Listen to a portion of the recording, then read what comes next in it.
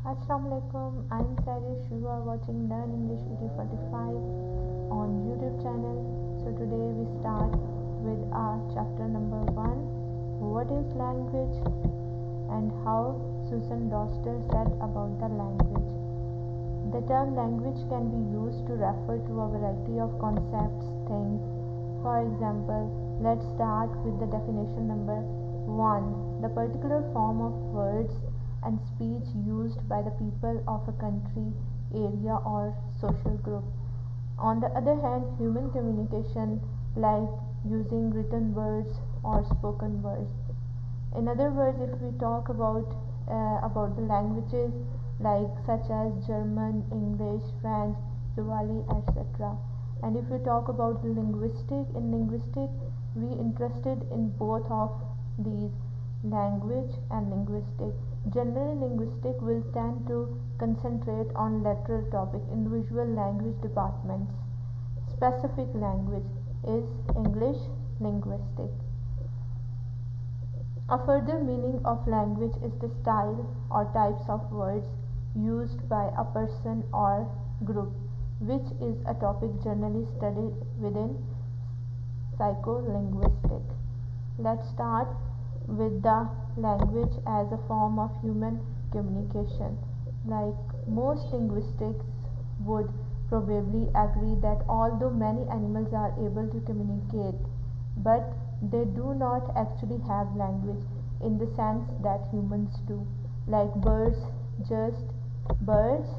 sing, cats sound is meow, purr, dogs bark and growl, apes grunt, scream and chatter.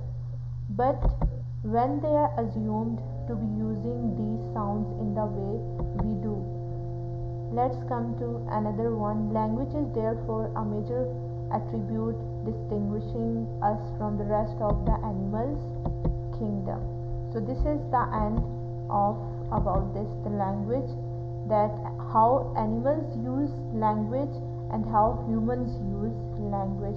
Humans have specific words, but animals don't have words. Animals just have a sense and just a sound which they use. Now come to the characteristics of human language of Yules. There are 5 characteristics of Yules: displacement, arbitrariness, onomatopoeia, productivity and duality. Now let's start with the displacement. This is the ability to use language.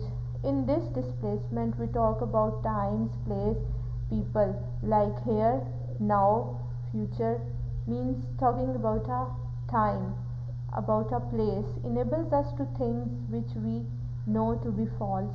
Bees are said to be able to convey some of this communication in their dance, which they employ to pass on information about good sources.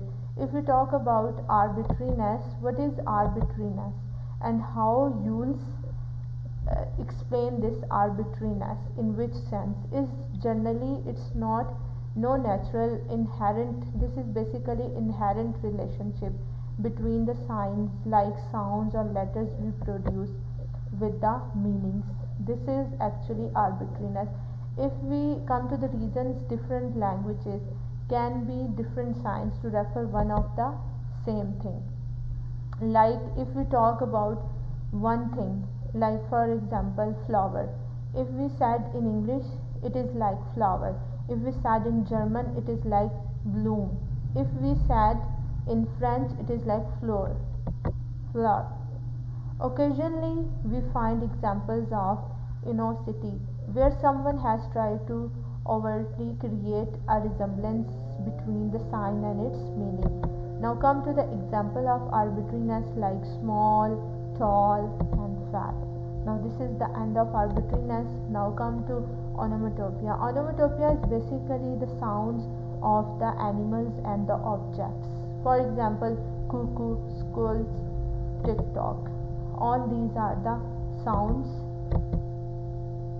I hope you understand this whole video. If you have any query related to this video, please text below my video. Subscribe my channel. I need your support. Khuda Hafiz.